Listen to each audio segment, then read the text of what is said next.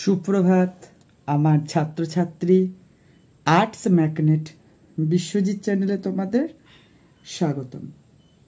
তো প্রিয় ছাত্রছাত্রী, তোমাদের ক্লাস 9-এর আমরা কবিতার কিছুটা অংশ আমি পড়িয়েছিলাম তোমাদের। তারপর আমি বলেছিলাম যে তারপরে যে স্তবকগুলো রয়েছে সেগুলো আমি শেষ করব। তো অন্যান্য ক্লাসের ভিডিও দিতে দিতে আজ তোমাদের ক্লাস 9-এর আমরা কবিতার যে বিষয়বস্তুর যে বিশ্লেষণ, বিষয়বস্তুর যে ব্যাখ্যা, সেটা কিন্তু আজ একটা ক্লাসে নিয়ে চলে এসেছি। তো তোমাদের কিন্তু সেকেন্ড ইউনিট টেস্ট শেষ হয়ে গেছে। তোমরা এবার অ্যানুয়াল ফাইনালের জন্য কিন্তু প্রিপারেশন শুরু করে দিয়েছ। তো এই আমরা কবিতা থেকে কিন্তু কোশ্চেন আসবে, আমি কোশ্চেনগুলো আলোচনা করে দেবো, কী কী কোশ্চেন এখানে ইম্পর্টেন্ট। আচ্ছা, তো তোমরা দেখো এই তারপরের স্তবকগুলোর বিষয়বস্তু। দেখো, এই স্তবকে কবি বাঙালির শিল্প স্থাপত্যকৃতির কিন্তু পরিচয় কিন্তু দিয়েছে এই স্তবকে, অর্থাৎ 4 নাম্বার স্তবকে। 4 number, 1 2 3 4 number.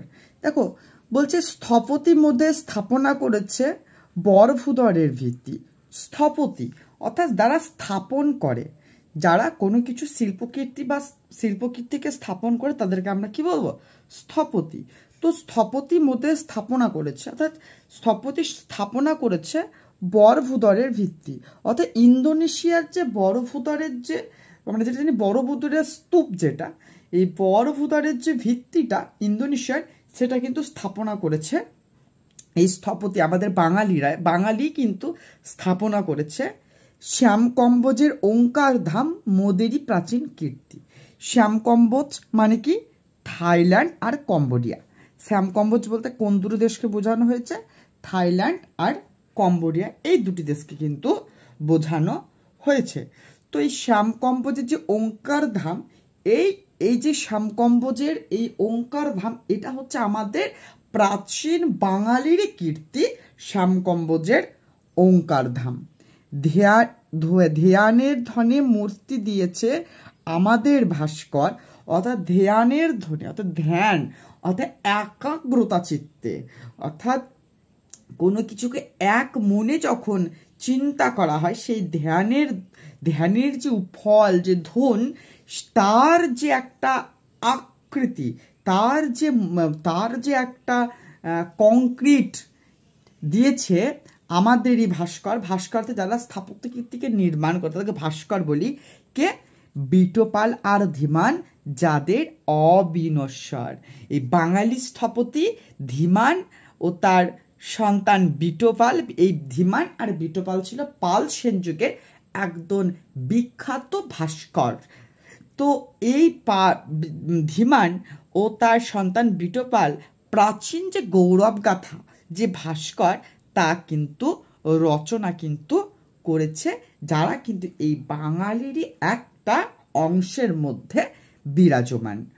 আমাদেরই কোনো সুপটু, অর্থাৎ সুপটু কি? যে দক্ষ, যে নিপুণ, যে সুশৃঙ্খলিত, তাদেরকে আমরা বলি সুপটু। যে দক্ষ, স্কিল্ড, যেটা পটুয়া মানে কি? যে পটচিত্র যে রচনা করে, অর্থাৎ যে পটচিত্র যে লেখে, তাদেরকে আমরা বলি পটুয়া। আমাদেরই কোনো সুপটু, আমাদেরই কোনো দক্ষ পটুয়া লীলায়িত তুলিকা। ওই লীলায়িত কি মানে? তার যে হাতের যে কলা, তার যে শৈলী, সেই শৈলীর তুলিকায়, অর্থাৎ শৈলীর যে টান, তার যে শৈলীর যে কাজকর্ম, সেই তুলিকায় আমাদের পট অক্ষয় করে রেখেছে অজন্তায়। অর্থাৎ আমাদের অজন্তায় বুদ্ধ জীবনচিত্র বঙ্গদেশের প্রভাবজাত। অর্থাৎ আমাদের কোনো সুপটু তার যে দক্ষ চিত্রের পটের যে লীলায়িত যে তুলিকার টানে, সেই যে পট রচনা, যে অক্ষয় পট রচনা করেছেন, সেটাকে কিন্তু তুলে রেখেছে কোথায়? অজন্তায় স্থাপনা করেছেন। কীর্তনের আর বাউলের গানে আমরা দিয়েছি খুলি, অর্থাৎ কীর্তন আর বাংলা, কীর্তন আর বাউলের গানে, অর্থাৎ কীর্তন যে আমাদের বঙ্গ সংস্কৃতির অন্যতম একটা গান হচ্ছে কীর্তন, অর্থাৎ উচ্চস্বরে ভগবানের নাম গুণ ও নাম করাকে আমরা বলি সংকীর্তন। এই আর বাউল হচ্ছে মনের মানুষের যে সন্ধান, তাকে আমরা বলি বাউল। এই দুটো গানের মধ্যে আমরা খুলে দিচ্ছি কি, মনের গোপন নিভৃত ভুবনে দ্বার যতগুলি, অর্থাৎ মনের নিভৃত, অর্থাৎ মনের মধ্যে যে ভুবনে যত দ্বার ছিল বা দরজা ছিল, সেই ভুবনগুলোকে কিন্তু আমরা খুলে দিয়েছি কিসের মাধ্যমে? কীর্তন আর বাউল, এই দুটির মাধ্যমে, এই দুটি গানের মাধ্যমে আমরা কিন্তু মনের গোপনের যে নিভৃত ভুবনের যে দ্বারগুলো রয়েছে, সেই দ্বারগুলোকে আমরা খুলে দিয়েছি। আচ্ছা, এই স্তবকটা গেল বাঙালির শিল্প সংস্কৃতি। আর যে পঞ্চম স্তবক রয়েছে সেখানে কিন্তু বর্ণনা হয়েছে বাঙালির যে সংগ্রাম, আর অন্যদিকে যে বাঙালির যে কীর্তি, সেটা কিন্তু বর্ণনা রয়েছে পঞ্চম স্তবকে। দেখো বলছে, মনন্তরে মরিনি আমরা মারি নিয়ে ঘর করি, অর্থাৎ মনন্তর বা মহামারী, মনন্তর বা মহামারী বঙ্গভূমিকে বারবার দীর্ণ ও জীর্ণ করলেও বঙ্গবাসী অর্থাৎ মনন্তরে মরিনি আমরা, অর্থাৎ মনন্তর বা মহামারীতে মরিনি আমরা, অর্থাৎ বাঙালিরা মারি নিয়ে ঘর করি। অর্থাৎ মারি বা কোনো একটা রোগ বা কোনো একটা কিছুর উৎস যেটা আমাদের ক্ষতি নিয়ে আসে, সেই সমস্তকে নিয়ে আমরা সঙ্গ করে বেঁচে রয়েছি, বাঁচিয়া গিয়েছি বিধির আশিসে অমৃতের টিকা পড়ি। অর্থাৎ আমরা বেঁচে গিয়েছি বিধি অর্থাৎ ভাগ্য দেবতার আশীর্বাদে অমৃত, যেটা অমৃত মানে যেখান থেকে, যেই অমৃত মানে হচ্ছে যেটা আমাদের যেটা সংস্পর্শে কোনো কিছু আমাদের স্পর্শ করতে পারে না, সে অমৃতের টিকা পড়ি আমরা কিন্তু বেঁচে গিয়েছি। তো কবি বলছে এখানে যে মনন্তর মহামারী বঙ্গভূমিকে বারবার দীর্ণ ও জীর্ণ, অর্থাৎ বারে বারে টেনে ধরলেও, দীর্ণ ও জীর্ণ করলেও বঙ্গবাসী তাকে জয় করে, অর্থাৎ তাকে প্রতিহত করে, অর্থাৎ সেটাকে প্রতিহিত করে জয়ের শীর্ষে উঠে গিয়ে বাঙালির জীবনধারাকে কিন্তু অক্ষুণ্ণ রয়েছে, অর্থাৎ বাঙালি কিন্তু বেঁচে চলেছে প্রবাহমান গতিতে, তার জীবনধারা কিন্তু অক্ষুণ্ণ রয়েছে। দেবতারে মোরা আত্মীয় জানিয়ে আকাশে প্রদীপ জ্বালি, অর্থাৎ বাঙালিরা দেবতাকে আত্মীয় মনে করেছে, অর্থাৎ দেবতাকে তার মনে করেছে তাদের ঘরেরই একজন। আমরা জানি যে আমাদের বাড়িতে কোনো অতিথি এলে তাকে আমরা নরনারায়ণ রূপে কিন্তু পূজা করি, অর্থাৎ তাকে আমরা বাড়ির ভিতরে অভ্যর্থনা জানাই, তার সেবা শুশ্রূষার মধ্য দিয়ে তাকে আমরা দেবতা জ্ঞানে পূজা করি।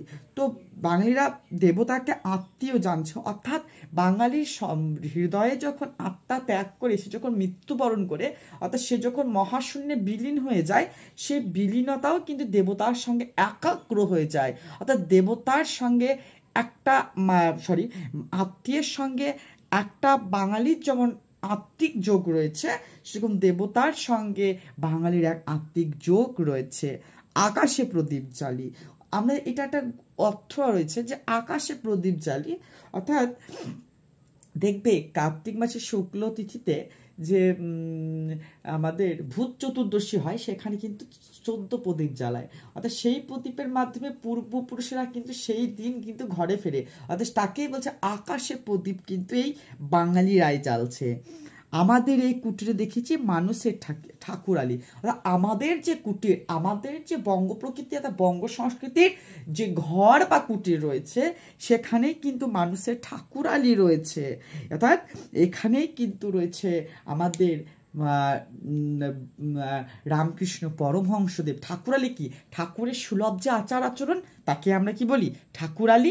অর্থাৎ এখানেই রয়েছে কিন্তু আমাদের রামকৃষ্ণ পরমহংসদেব, এখানেই আমাদের রয়েছে সাধক বামা খ্যাপা, এই যে মানুষ সুলভ যে দেবতা সুলভ যে মানুষের যে আচরণ তাকে আমরা বলছি ঠাকুরালি। সেই ঠাকুরালি কোথায় রয়েছে? আমাদের কিন্তু কুটিরেই। ঘরের ছেলের চোখে দেখেছি বিশ্বভূতের ছায়া, বাঙালির হিয়া অমিয় মথিয়া নিমায় ধরেছে কায়া। অর্থাৎ আমাদের বাঙালি ঘরের ছেলে আজ অর্থাৎ আমাদের যে বাঙালি ঘরের যে ছেলে রয়েছে, ঘরের ছেলে, তাদের মধ্যে বিশ্বভূতে অর্থাৎ বিশ্বভুবনের যে ছায়া অর্থাৎ মধ্যে দেখেছে কি আমাদের বাঙালির যে হিয়া, বাঙালির অন্তরে অমিয় মথিয়া অর্থাৎ অমৃতকে মন্থন করেছে নিমায় অর্থাৎ যে শ্রীকৃষ্ণ তার কায়াকে ধারণ করে রেখেছে, সেই আমাদের কিন্তু বাঙালি ঘরের ছেলে অর্থাৎ শ্রী চৈতন্য দেব।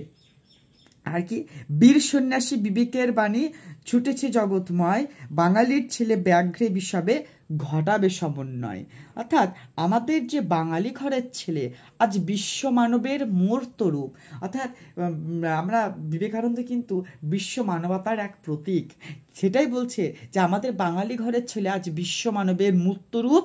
বাঙালির বীর বিবেকানন্দ পাশ্চাত্যের মাটিতে অর্থাৎ পাশ্চাত্যের মাটিতে কি মানে হচ্ছে বিদেশের মাটিতে দাঁড়িয়ে বঙ্গভূমির বাণী প্রচার করেছিলেন, আর বাঙালির বিপরীতে ঐক্য আনতে সক্ষম বলেই কবির এই প্রত্যয়। অর্থাৎ ব্যাঘ্র বিষবে অর্থাৎ ব্যাঘ্র মানে কি বাঘ আর বিষবে ষাঁড়ের মধ্যে সমন্বয় যে ঘটবে, অর্থাৎ আমরা জানি যে আমাদের বাঙালির মধ্যে যে মতবিভেদ রয়েছে, যে দুই জাতির মধ্যে যে মতপার্থ, সে হিন্দু মুসলিম বলো খ্রিস্টান জৈন যাদের মধ্যেই বলো কেন, এই সমস্তের মধ্যে কিন্তু ব্যাগ বা বিশ্ববিদ্যালয়ের সমন্বয় ঘটে ইত্যাদি সমস্ত জাতির মধ্যে এক সূত্রে যে গেথে তাদের মধ্যে যে সমন্বয় আনার চেষ্টা করছে, এই ঐক্য আনার চেষ্টায় আনতে সক্ষম হবে বলেই কবির এই প্রত্যয় বা কবির এই আশা কিন্তু জেগেছে। তো আর তিনটে প্যারা কিন্তু রয়েছে, এই তিনটে প্যারা কিন্তু আমি শেষ করে দেব। তো তোমরা কিন্তু ভিডিওটা অনেক বেশি বেশি করে কমেন্ট করো, লাইক করো, শেয়ার করো, তবে আমি কিন্তু ইন্সপিরেশন পাবো তোমাদের থেকে। নতুন নতুন ভিডিও বানাতে আমি কিন্তু আরও অনুপ্রাণিত হবো তোমাদের থেকে, তো আমরা অনুপ্রাণিত হই। তো তোমরা যদি ভালো ভালো কমেন্ট না করো বা লাইক না করো, শেয়ার না করো, তাহলে আমরা কিন্তু এখান থেকে অনুপ্রেরণা পাবো না। তো তোমরা লাইক, কমেন্ট, শেয়ার আর সাবস্ক্রাইব করে দিয়ে কিন্তু চ্যানেলটার পাশে থাকবে। ধন্যবাদ।